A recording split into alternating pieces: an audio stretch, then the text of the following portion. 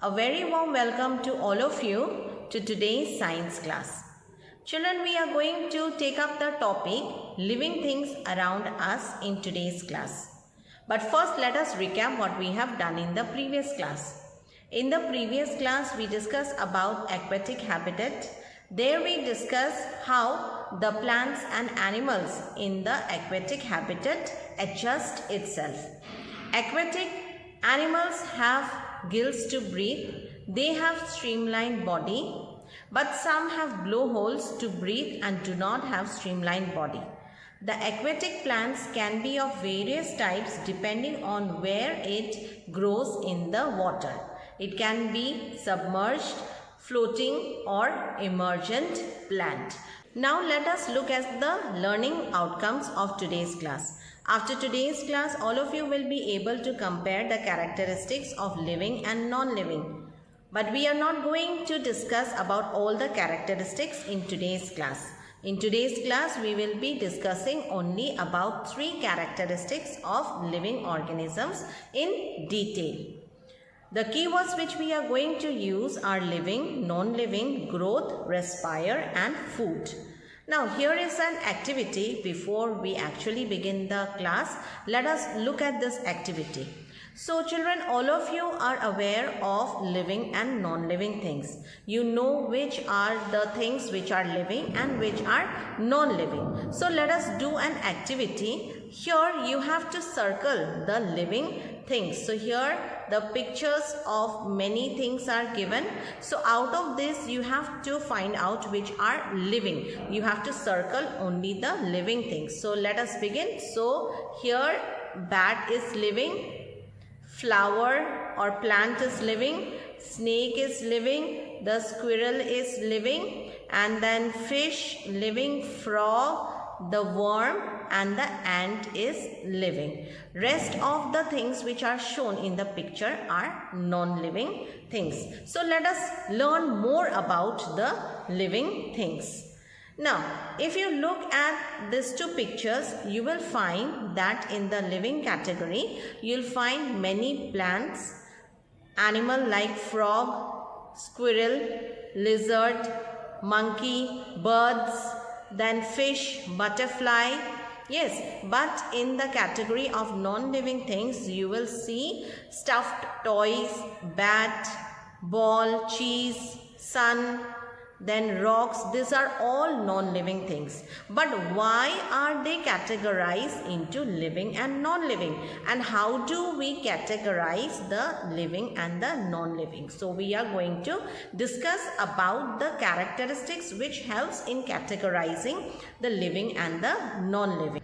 How is living organisms different from non-living things? So let us look at it. So living things can grow. You can see in the picture that a seed has germinated to grow into a big tree. A baby has grown into a girl and a kitten has grown into an adult cat. So living things grow, but non-living things do not grow.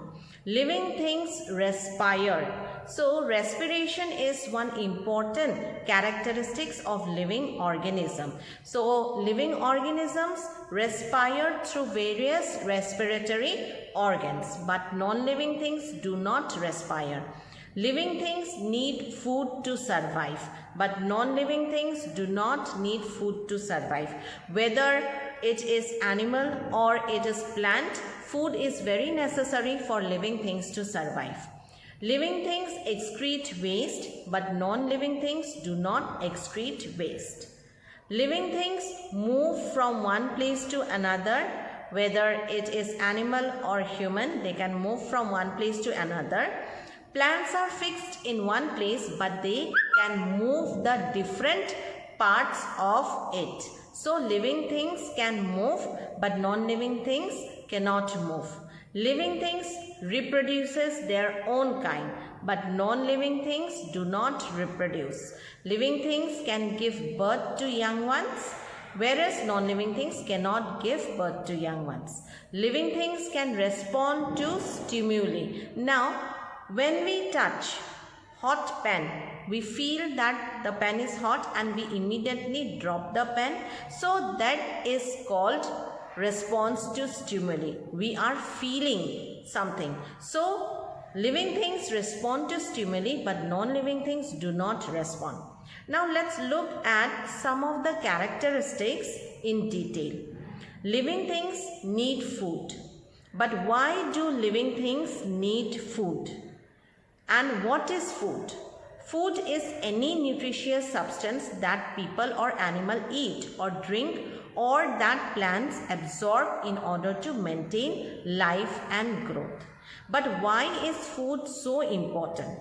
Food gives us energy. Like in the picture you can see that a person is eating food. Similarly, not only human, animals also need food. You can see the cat drinking milk. So milk is its favorite food. You can see a crane eating fish. Similarly, a bird eating a worm. The antelope is eating plant. So in this way, all animals require food. Also plants need food, but plants, as they are fixed in one place, they cannot go in search of food, so they can prepare their own food. So food is very necessary. Why? First of all, it gives energy, and also it helps in the repair of damaged cells and tissue. So that's the reason why food is so important for living things. But on the other hand, non-living things do not need any food. Growth is another important characteristic of living organism. What is growth? Growth is the process of increase in the size of the body of an animal or a plant. Growth increases in cell size and the number that take place during the life history of an organism, and it is an irreversible change. So even for growth, what is required? Food is needed. You can see in your own case that you all were very small when you were born, but now you have increased in size. You have grown. So growth is one most important characteristic of living things. You can see in the picture that a baby has grown into a boy, and a dog, a puppy, has grown into an adult dog. So in this way, all living things grow in their lifetime. Also, not only animals grow, plants also grow. Like if you sow a seed, it will germinate and first grow into a small plantlet. After that, it will grow in size and then it will grow into a big plant. So growth is another important characteristic of living organism, but growth does not take place in non-living things. Respiration, another important characteristic of living organism. What is respiration? Respiration is the process in which the cells of an organism obtain energy by combining oxygen and glucose, resulting in the release of energy. So respiration is basically the release of energy, and that energy can be used by our cells.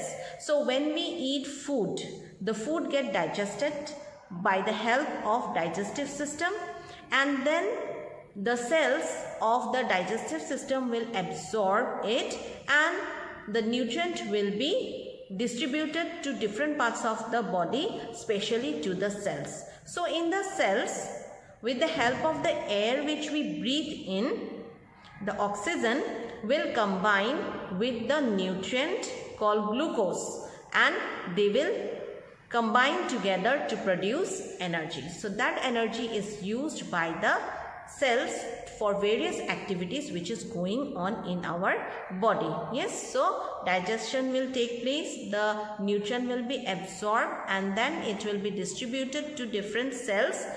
We will take in air or oxygen through the respiratory system, and then the oxygen will also move towards the cells. Both glucose and oxygen will combine and energy will be released. So that energy is required for various activities which is going on inside our body. Yes, so that is the reason why respiration is very important for living organisms. We need energy for various activities, and which process gives us energy?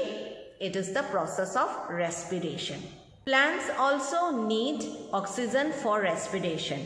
So the carbon dioxide which is released due to the process of respiration is again taken up by the plants for the process of photosynthesis, and it releases oxygen in return to the atmosphere. But respiration is also taking place in plants. Respiration is the characteristic of living things or organism, but it is not the characteristic of non-living things. So this is another difference between non-living and living, which will help us to differentiate the both. The process of respiration that is taking place in all animals are same, but the respiratory organs are different in different animals. Like in insects, the respiratory organ is called spiracles. Spiracles are connected to trachea, and the spiracles are present on the surface of the body. So with the help of spiracles, they can take in oxygen, and then the process of respiration happens in the body of insects. On the other hand, frog, they can live both on land and in water. But when they are in water, they respire with the help of moist skin, and when they are on land, they respire with the help of lungs. So children, you have seen that the respiratory organs are different, but the process of respiration, that is glucose combining with oxygen to produce energy, is same. Here is the respiratory system of human. We breathe through lungs. So children, we have come to the end of today's class. Here are two questions to be discussed, and these questions are related to the topic which we had done in today's class. So let's look at the question. Question number 1. What are the various stages in the life of an organism? So you have to write down what are the various stages in the life of an organism. Try it out, and we will be discussing this in the live class. Question number 2. Frogs do not have gills but have lungs. So how do frogs breathe when they are in water? So children, we have already discussed, and it is shown in the picture also. I am sure that you will be able to answer this question. Today's homework, exercise question number 4 and 6. Now let us summarize what we have learned in today's class. In today's class, we had discussed about some of the characteristics of living organisms which differentiates the living things from the non-living things. Living things have various characteristics on the basis of which it can be differentiated from non-living things. Living things need food, grow, respire, but non-living things do not need food, grow or respire. So there are other characteristics also which we have not discussed today. We'll be discussing in the next class. We have discussed only about the characteristics which says that living things need food, they grow and they respire. I hope that all of you have understood about the characteristics of living things which we have discussed today. Thank you and have a great day ahead.